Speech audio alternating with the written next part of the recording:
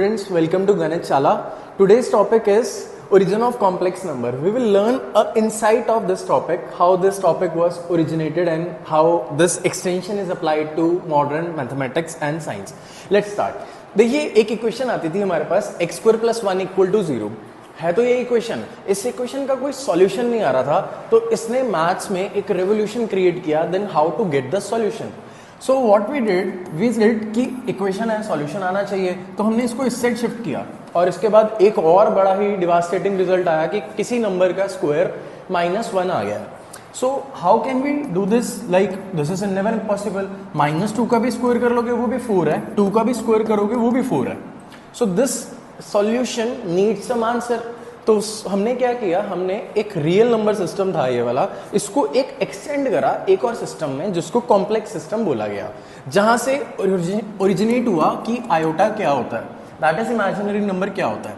अब इसका अगर हम स्क्वायर रूट लेते हैं प्लस माइनस के साथ -1, इस वैल्यू को प्लस माइनस आयोटा बोला, ये वैल्यू इमेजिनरी नंबर है and this number is represented by Argand plane. and then इसके बाद फिर हम इसकी अगर एप्लीकेशंस की बात करें कि इसका मॉडर्न लाइफ में एप्लीकेशंस कहाँ हैं, सो ये थोड़ा सा कोर टॉपिक है. ये अगर आप डिफरेंस पूछें applied maths and core maths, तो उसमें से मैं कहूंगा कि ये टॉपिक कोर मैथ्स में निकल जाता है. हाउ? Look at this. सबसे पहला यूज है AC circuit analysis. AC circuit analysis क्या होते हैं? जैसे आपके ऑल्टरनेटिंग करंट सर्किट होते हैं, इलेक्ट्रॉनिक्स में आप स्टडी करेंगे, electrical engineering and electronics and communication में, then you use AC circuit analysis. Number 2, quantum mechanics. ये वेव फंक्शन को रिप्रेजेंट करने में भी काम आता है क्वांटम मैकेनिक्स में. अब क्वांटम मैकेनिक्स भी क्या है? Let's learn an insight of that. Just an insight because that's very vast. We cannot enter into this without a bleak knowledge. Look at this. It deals with the motion and interaction of particles that are very minute and we call it as bosons and fermions. बड़े छोटे particles होते हैं, so हम उसकी study के लिए use करते हैं. Number 3, aerodynamics and hydrodynamics. जहां पे ये यूज होती है, एरोडायनामिक्स आपका एयर स्पेस कंस्ट्रक्शन में हो जाएगा, एयरशिप्स कंस्ट्रक्शन में.